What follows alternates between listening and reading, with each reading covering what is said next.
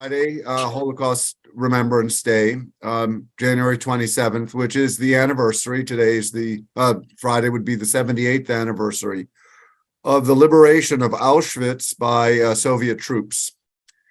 And it's been Yom HaShoah, what it's called in Hebrew, has been celebrated in Israel for many decades. One has a moment of silence throughout the country for a minute, and it's become more internationally recognized since then. And I'll get back to that. When the Soviets liberated Auschwitz on the 27th of January 1944, what they found was a camp that was largely deserted. There was a remnant there of people who had hid themselves and who had been sick, about 10,000 people, but the vast majority of the inmates of Auschwitz had been marched or freighted away in the weeks prior, because the Germans didn't want to leave evidence of the death camps for the Allies to find. And they were actually they were completely frightened of the Jewish element in the calculus of war, and so did not want to let go, in a way, of the prisoners that they had. The hunger marches, say from Auschwitz and the outlying labor camps associated with Auschwitz, were brutally deathly in this very, very cold winter of 1945.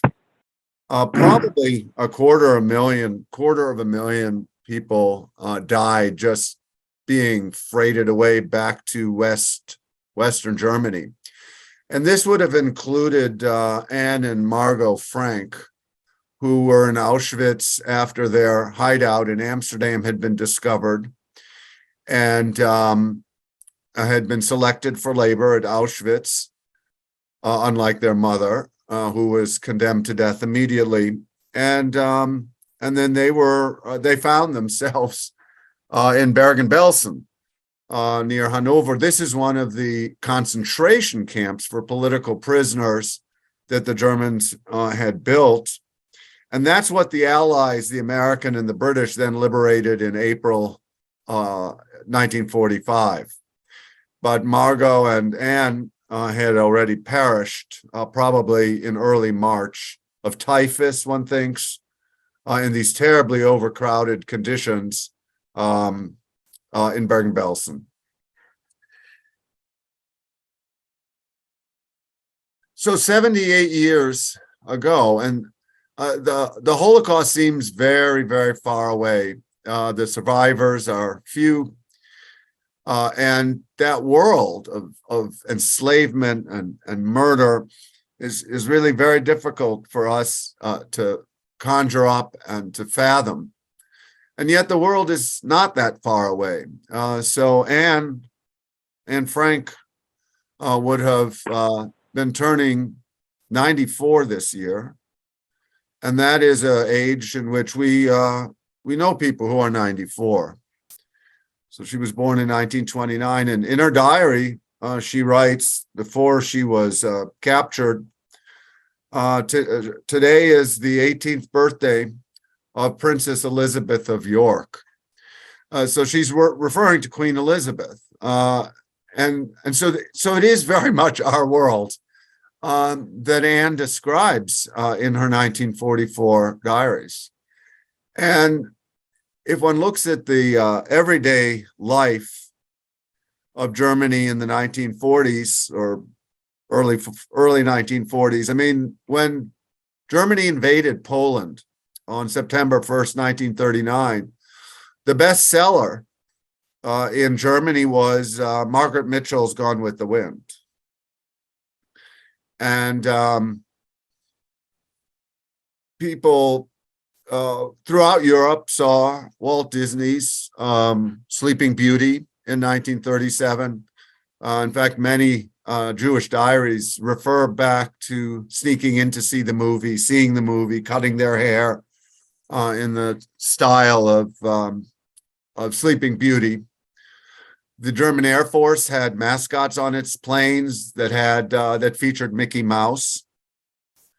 So American Hollywood, the world of American Hollywood had totally spilled over into the Third Reich. In fact, Coca-Cola's advertising slogan in 1949 was, in West Germany, was "Coke is back." And Coke was back because it was there. It was a drink. My father drank it, liked it very much. And it was in Germany, Nazi Germany, all the way until the German declaration of war against the United States on the 11th of December, 1941. And then they didn't have the license for Coke anymore. And that's when they invented Fanta, the soft drink that was then made in those old bottling plants. So in some ways, it's a familiar world, the world of Nazi Germany. The ensuing decades have not always been marked by Holocaust Remembrance Day. The idea that we have Holocaust Remembrance Day, the idea that we have Holocaust classes like the one that I teach, or certificates in Holocaust studies, this is all very new and probably dates to the 1970s. But for the first 25 or so years after World War II, there was no particular interest whatsoever in the Holocaust. There were certain memoir literature and the Diary of Anne Frank, but on the whole, there was very little specific interest, and the Holocaust wasn't really even featured in the major textbooks of European 20th century history that were published in the 1950s and 1960s. So in fact, there's a history to the Holocaust in the sense that there's a history to our care about the Holocaust and our remembrance of a day like this coming Friday. But for many decades, it wasn't so. And that's also interesting to keep that in mind, that this event seems to speak to us so clearly and poignantly, and yet it didn't for many years after World War II. In that sense, the Holocaust has become part of really the legacy of not just German or Israeli or Jewish history, but of European and world history. It is not an event that is pinned on only the Germans. It's an event that we are ashamed of, even without connections to Germany or the Holocaust or to murdered Jews. 3/4 of European Jews did not survive World War II, which was a fantastically high number. We feel that the Holocaust, really, I describe it as a slap in the face to us because it has expanded our sense of what it is to be human. And we have learned some dreadful things in our encounter with the Holocaust. And that is the state of the commemoration today in Europe. Almost all countries commemorate it. It's part of civic and public education, precisely because it's not seen as a German-only event. And the Germans could have never undertaken what they did in the years 1942, 1943, without the help of European Confederates. They could never have picked up French Jews in July 1942 without the French police. They could have never picked up Dutch Jews in the summer of 42 without Dutch bureaucrats, and on it goes. And so the Holocaust is recognized as a European and global event in which the perpetrators are not limited to the Nazis.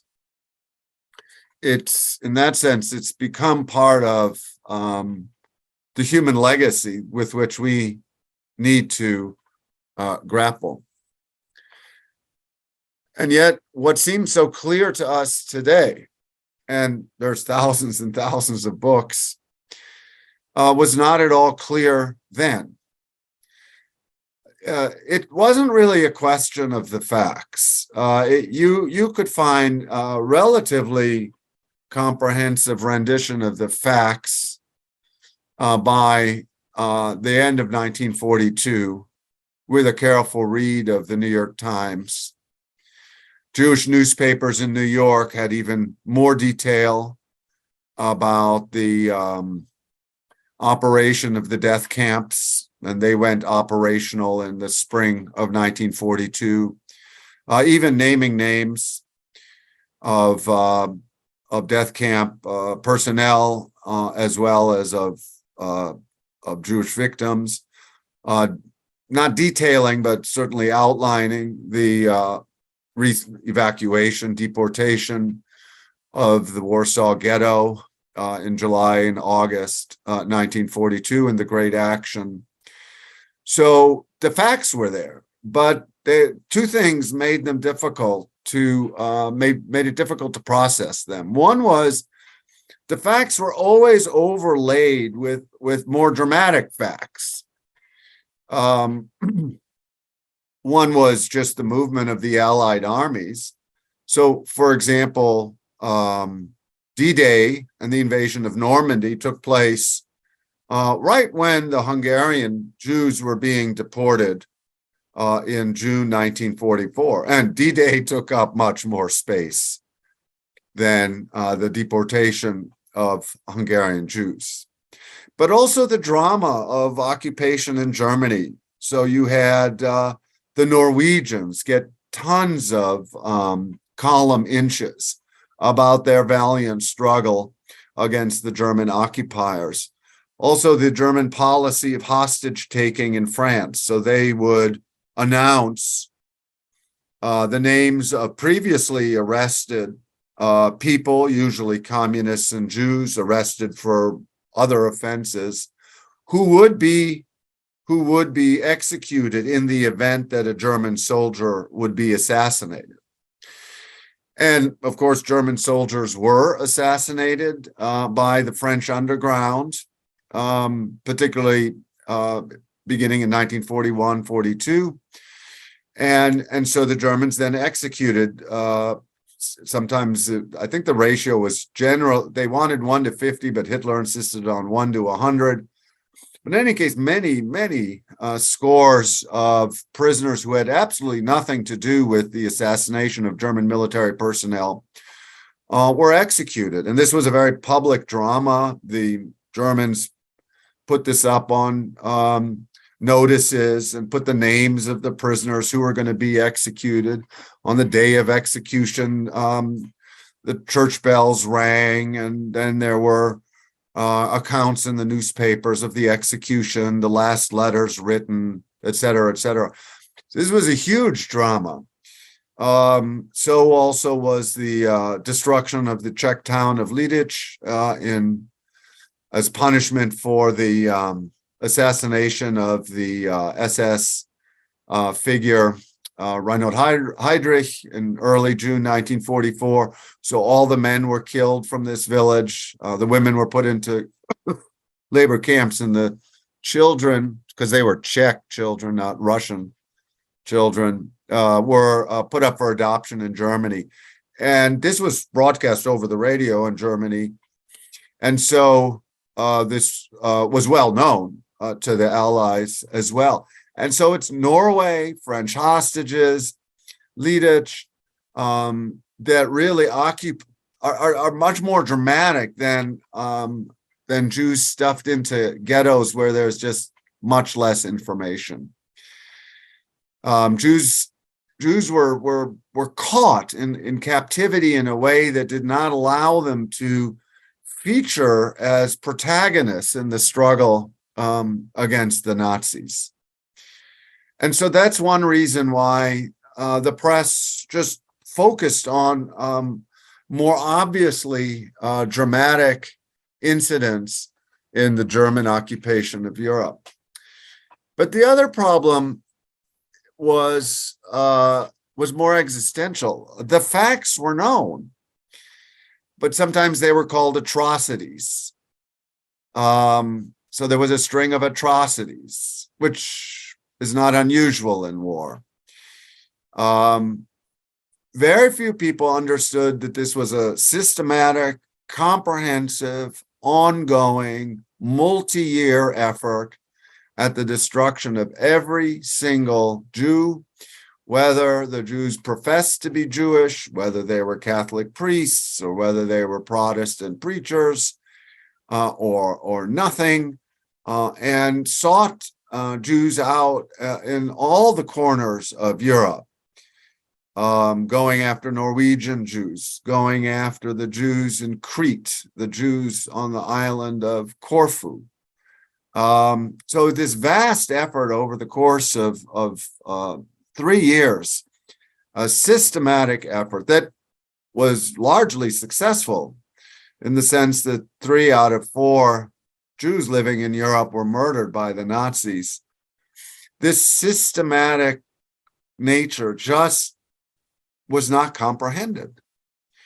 And American soldiers professed to be surprised when they liberated the camps in April and May 1945, despite all the news at their disposal. In 1942, a courier comes in from Poland to Washington, D.C., and he's a non-Jewish Polish diplomat, Jan Karski, and he had snuck himself into the Warsaw Ghetto and observed conditions there. And then he had also snuck himself into one of the death camps and saw the operation there as well. And he had a meeting with the Supreme Court Justice Felix Frankfurter in Washington, D.C., to try to tell him what was going on in 1942. And Frankfurter said to him, I cannot believe you. And Karski looks askance and said, what do you mean? You think I'm a liar?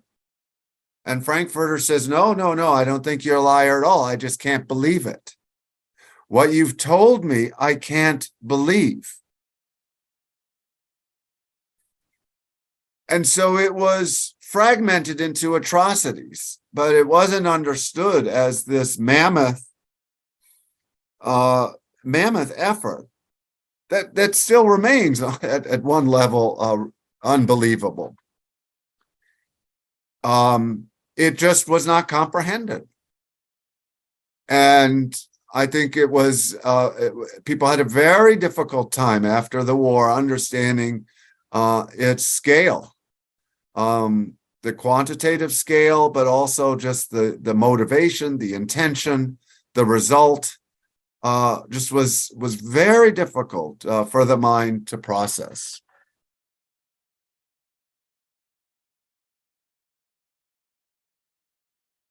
I had mentioned that the Holocaust, things like Holocaust Remembrance Day, involve not just Germans and Jews, but all Europeans who feel complicit on one level with the Holocaust, not simply because their countrymen back in the 1940s participated, but because this could happen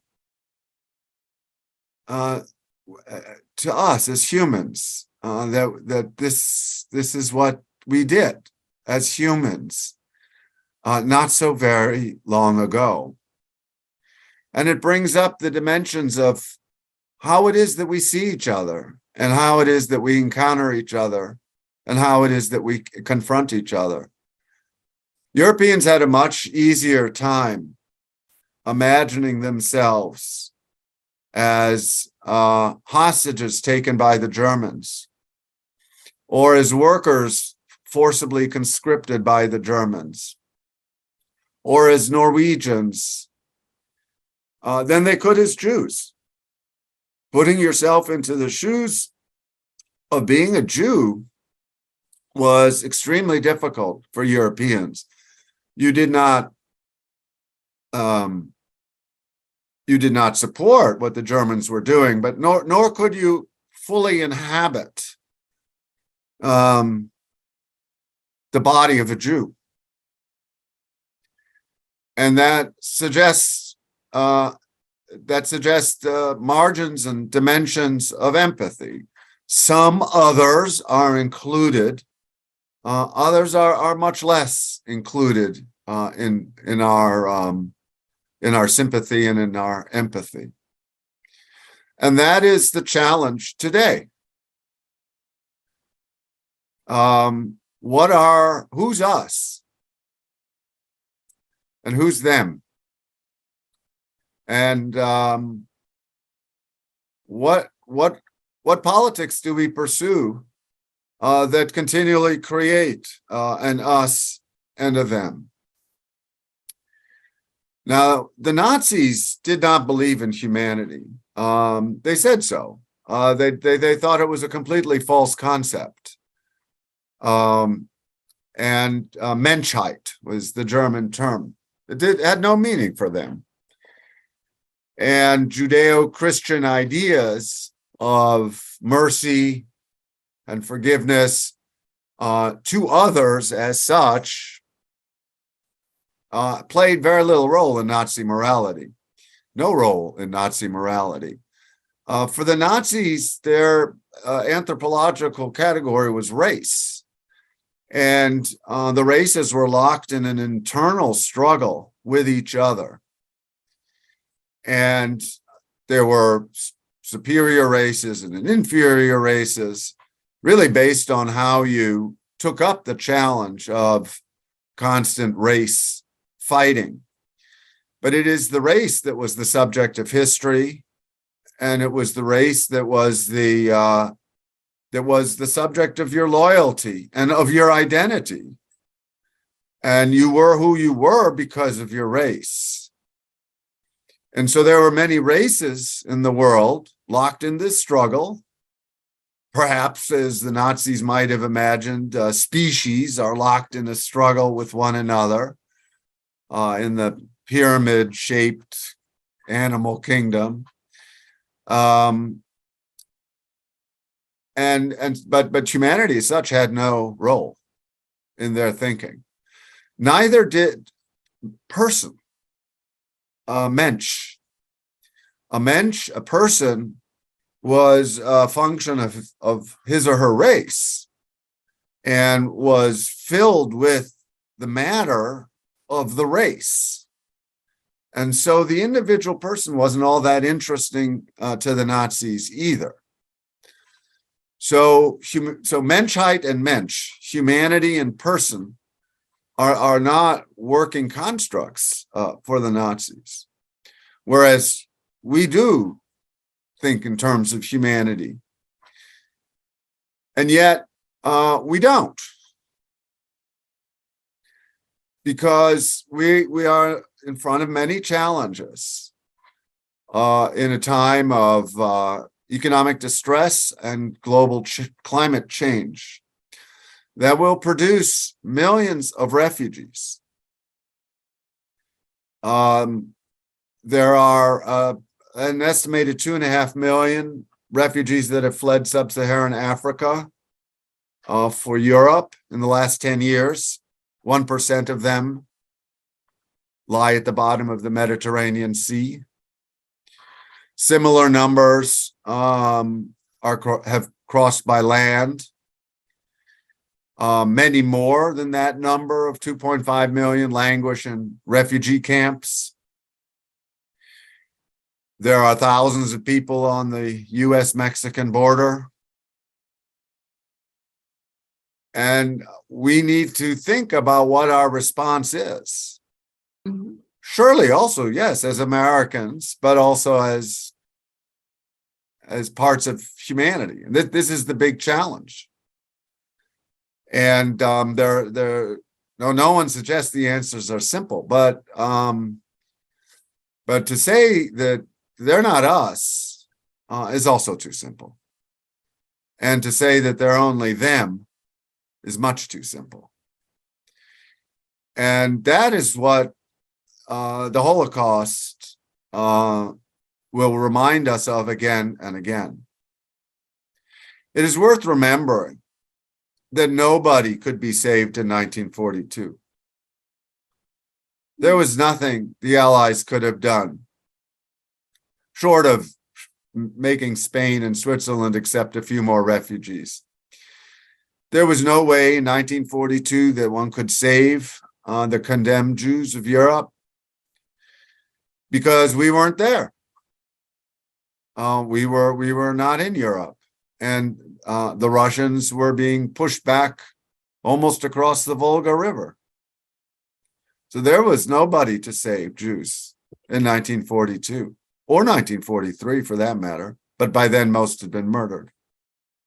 The only way one can imagine having saved Jews in 1942 is to have saved Jews in 1938. But in 1938, one didn't know about the Holocaust because it hadn't happened yet, nor had it been proposed. Things were tough, but it wasn't anything like 1942 and 1938. That means you have to revisualize the refugees in 1938. What were they? They were poor Yiddish-speaking Jews from Poland, as well as from Germany and Austria. If you want to save anyone in 1942, you have had to save them in 1938. But then you're not saving them from the Holocaust because the Holocaust hasn't happened or had not yet even been imagined. But in 1938, nobody saved refugees. The vast majority of refugees were not let in. The famous Jewish diarist, Victor Klemperer, who survived, he had a visa number from the U.S. consulate in Berlin, 50,000 something. In the spring of 1939, the U.S. Congress voted against giving emergency visas to children, Jewish children.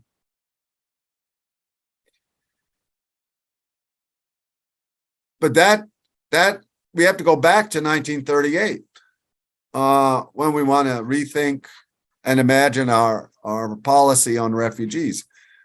Obviously, it's not difficult to say I'm going to save people from Auschwitz, but that's not our challenge. Our challenge is to save them in 1938. And that challenge of saving them in 1938 is the challenge today in 2023. And the world is only going to have more refugees. And we already have them in this country. We have internally displaced refugees, beginning with the Great Dust Bowl in the 1930s, going all the way to Katrina in 2005. These are internally displaced refugees, and there are many more on the outside.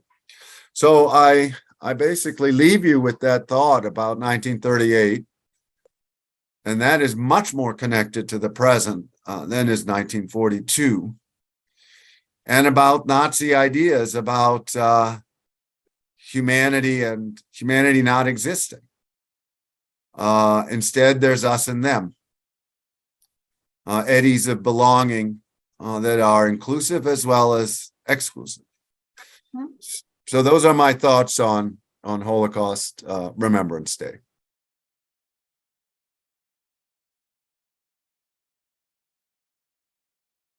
Thank you, Dr. Fritzsche. That was very, very informative. I'm going to open it up to questions. Please. From anyone? Feel free, if you don't want to speak them, you can put them in the chat and I will read them. Otherwise, please go ahead and ask Dr. Fritzsche whatever you'd like. Yeah, I might add that there are a lot of seemingly simple questions that people have that are really quite relevant. Or if you just want to take the opportunity, I mean, I don't know everything, but I know a lot.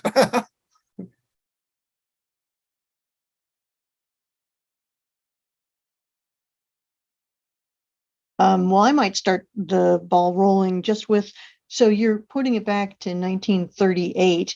Aside from expanding immigration, what other things do you think could have happened in 1938 that would have helped? Well, that would have been a very important one, because the Nazis had already made the Jews economically unsustainable in Germany. They'd withdrawn, they'd kicked them out of the civil service, ended their pensions and retirements, and Aryanized their businesses. The the idea was to appease Hitler as a foreign policy goal that was widely shared in the United States along with Europe because of the horrors of World War One. World War One killed 2 million Germans, 1.5 million French, 1.5 million British, with as many numbers wounded, and that was a still living trauma. And most Europeans thought war was the worst thing that could be imagined. But once Hitler moved beyond bringing Germans home into his Reich, even at the cost of dismembering Czechoslovakia, then the Allies were on board for a war. And so it's hard to imagine a war going earlier than 1939. But if it would have occurred earlier, then it would have occurred in 38. And the Allies were in a particularly poor position to do anything. France is not contiguous to Poland. Britain doesn't have a large army.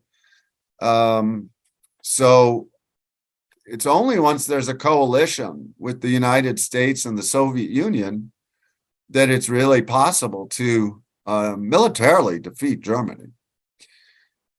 You could imagine stepping in earlier when the German army was reconstituted or the Rhineland was remilitarized, but these were really not actions that the Allies wanted to confront, because every sovereign state gets to have an army and every sovereign state gets to have a border.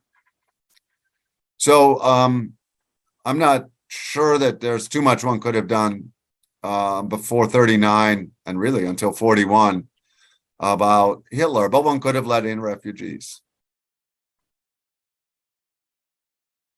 There's some people talk about, the frog in the boiling pot of water, and that, Hitler, under the rise of Nazi Germany, just sort of slowly turned up the heat, and so people were more likely to not be alarmed, right? Oh, this one thing's happening, but we're Germany, will be fine.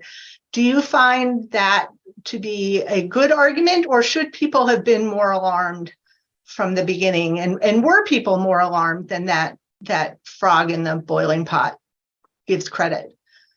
Well, I think that there's something to be said for that, but there are big events like the pogroms on the 9th of November, 1938, that induced the United States to withdraw the ambassador, who never came back. And so that really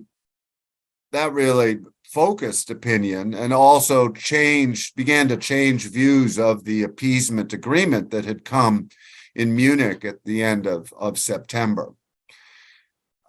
And I think that dramatically underscored what was going on. And the invasion of Poland was well reported in the New York Times in terms of the, let me say, discretionary policy of killing civilians in 39-40 in Poland, both Jewish and non-Jewish. And that's happening in a context where the Italians had invaded and bombed Ethiopia, and the Japanese had marched into most of coastal China with the horrific incidents in Shanghai and Nanjing in 1937. So there were actually events and photos in a way to go with them to earmark are kind of a turning point. But what was one going to do, short of a world war in which, in 1937 or 1939, one did not have the Soviet Union or the United States. So it is hard to imagine. In terms of our own policy and attitudes towards Nazi Germany, most Americans really didn't like Hitler. And but what else was there? What are you going to do? So I don't think it was a failure to dislike Hitler, but it was a failure to think through the next steps. But we didn't have very good cards in our hand.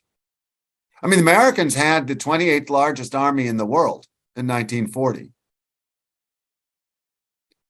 We had a big navy, but we didn't have an army. It wasn't, and what we then put together in 1940 was very, very badly trained. So it really took a while for us to mobilize.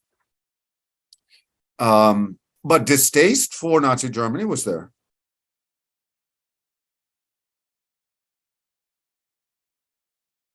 We had one question in the chat. Someone was interested or wanted to know where your interest and passion for this topic comes from. Well, I mean, then the easy explanation is that my parents lived through it as non-Jews. So my mother's apartment was bombed in Berlin. My father was actually drafted by the Wehrmacht, although he deserted. But it's not really that, actually. I mean, I was always interested in history and moved from ancient to modern history simply because events as I was growing up in the 1970s pushed me in that direction. And then my language was German, not French. And so I became a German historian. And but I could have become a French historian too if I had had French instead of German, and I would have. And I've written on French history. So that's actually the real explanation. But of course, World War II has been part of my life forever. It's talked about all the time, and I suppose that has to be given its weight as well. I mean, my grandfather was kicked out of the Prussian government when the democratic government was there was a coup d'etat really against the democratic government of Prussia, which is 3/5 of Germany, in July 1932.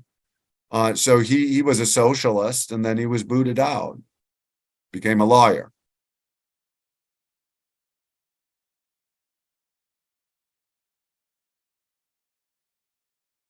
And once you're in it, it's very difficult to get out. So I've written a lot of non-books. I've written books not on World War II or the Holocaust, or even on the Third Reich, but they're in the past. And I'm still writing. I'm writing a global history of the year 1942 right now. One other question from the chat. What parallels do you see with what is happening in the world today with that of pre-1938 world? Well, after World War I, the number of stateless people increased dramatically, and many people found themselves in new geographic places with the destruction of the big empires and the construction of new national states. And this kind of refugee status only increased throughout the 1930s. But and then there's refugee. I mean, they say that up to 50 million Chinese fled the advance of the Japanese in the years 1937-38. So you do have vast vast refugee populations, and we're going to get more in this present day world, partially because of conflict, but mostly because of climate change. And we didn't see those refugees so well in 1938. And I don't think we're really seeing them very well today. We're seeing them better. And that's one of the important things about Holocaust Remembrance Day, is that we see things through the Holocaust now. And 1938 didn't have that. So that's my parallels. Would not be Ukraine and the Soviet Union. Dangerous as that conflict is. But the problem with Ukraine is that it keeps our focus away from climate change. And that's what we should be focused on. Another question from the chat. How can knowledge of the events in Germany and Europe before the Nazis came to power help citizens today respond to the threats of genocide and mass atrocity? Unfortunately, similar ethnic cleansing and genocide happened in other countries around the world in the 90s in the middle of Europe. They did, and the word genocide next to the word Holocaust is now that the Holocaust is a genocide in the sense that it can be compared to and sequenced alongside other genocides, whatever specificities it might have, and that is the result of the Yugoslavian Civil War in 92-95, and there was a. You can read it two ways. You can read it that there was not enough alertness to what was happening there, and then a year later in Rwanda.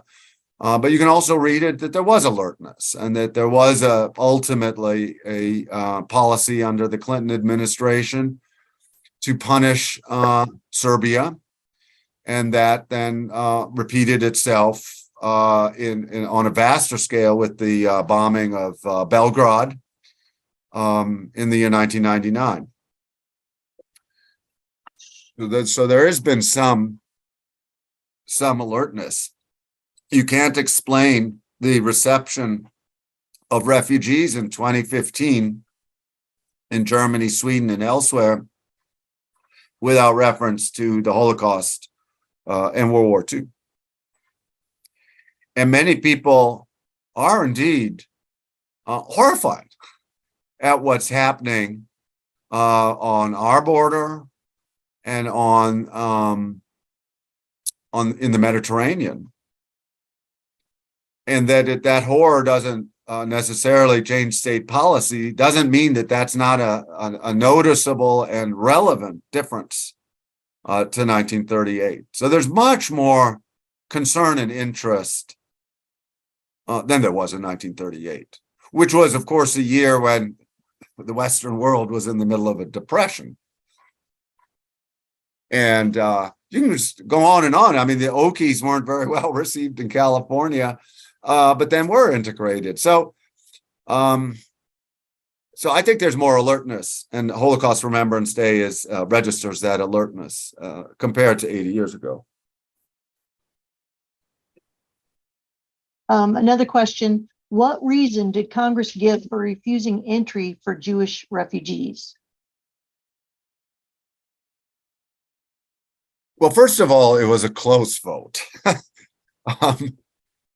Well, the United States had its own problems with the Great Depression. Both unions and the American Legion were on the same page in talking about a sort of a nativist America First policy. The issue of Jewish immigration had come up before and was dismissed on two grounds. One is that German spies could come in those refugee streams, even though they could also come in by being assigned to the German embassies and consulates, and because there were communists among these Jews. And that's similar to the kinds of objections that were raised in 2014, 2015 to Syrian refugees. Syrians are fleeing ISIS, but the fear is that ISIS would be among those refugees. And so it was an othering of Jews and of Syrians.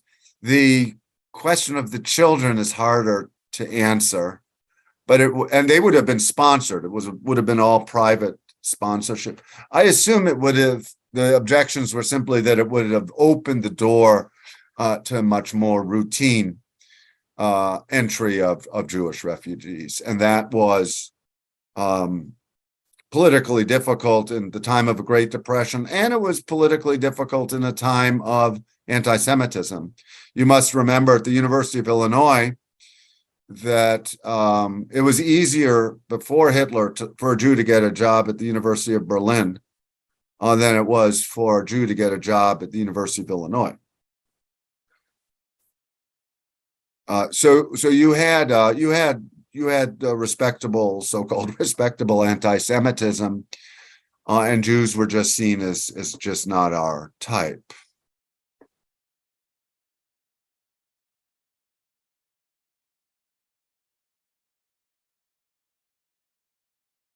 And do you know when that idea changed here at the university? Hitler. Hitler. So, No, I mean, I've gone through the files in my department, and it was an issue in the 60s. Clear up until the 60s. That's amazing. Early 60s, yeah. Sort of on that topic a little bit. So I mean, the talked humanities back then, the humanities department were very old boy, which was also, very Protestant. I mean, the sciences, in a way, because of the requirements of science, we're more open, and the humanities were just extremely conservative on those things, and now sort of switched a little bit, but yeah, the humanities could afford that kind of prejudice, but of course that doesn't really exist anymore. But it did. When you talk about that the Holocaust Remembrance Day happens in Europe, do you ever see anything that European countries try to minimize their portion of the Holocaust? Yeah, I mean, sure. And you have to take it all together. There are people trying to minimize, and they're trying to maximize, and they're trying to say enough of this already, and they're trying to say we can never forget. There are a lot of voices, and all of these voices have to be really thought of when one thinks about the encounter with World War II. And one can't just pick out one strand, because 18-year-olds in Germany want to go to the beaches in Italy and be seen as pretty boys and pretty girls and not as Germans. That's understandable. And yet all these 18-year-olds also know exactly what their grandparents did and where their grandparents were. And so it's both things. France has commendably now really stepped up, said Vichy France, and thus the year 1942 is part of French history that had been not really embraced before Chirac about 20 years ago. And the Eastern European countries are some that are don't know how to disaggregate Nazis from the anti-Soviet patriots that they celebrate. I.e., there's a huge overlap between homegrown Nazis and anti-Soviet patriots from the 1940s, and that's a very difficult legacy to work through, and that includes the Ukraine.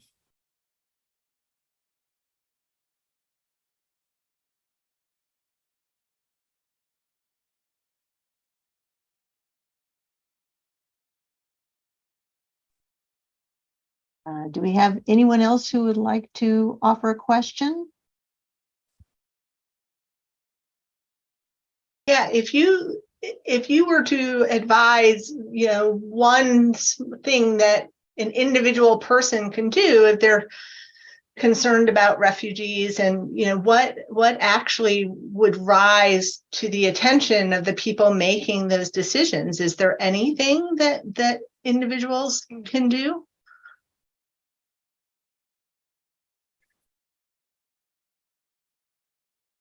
Well, I think is to talk. I mean, sounds so lame. Is to talk about the world in terms of the fragile relationships of belonging that we have. Most Americans don't want to see people suffer, but they also are very worried about people across the border. And in the end, also, Americans will not be able to bring in 40 million people either. It's a very, very difficult situation. They say with climate change that ultimately it's not individuals that are going to solve the problem by not doing this and not doing that. It's got to be larger state actors, larger social actors that are going to make a difference. But as Emily Dickinson said, the ability to be constantly shocked, not to lose one's alertness to shock, is extremely important. But the United States, when we think about how we've treated, I'm not even talking about a particular border policy, but just how we've treated asylum claimants upon entry in our borders. It's just horrendous. And it's as if none of these people have ever taken a Holocaust course. And it's very dispiriting. But I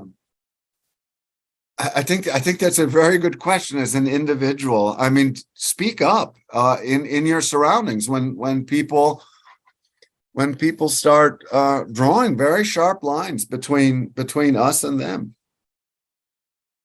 Remind your neighbors and your friends that joke or that offhand comment is not acceptable.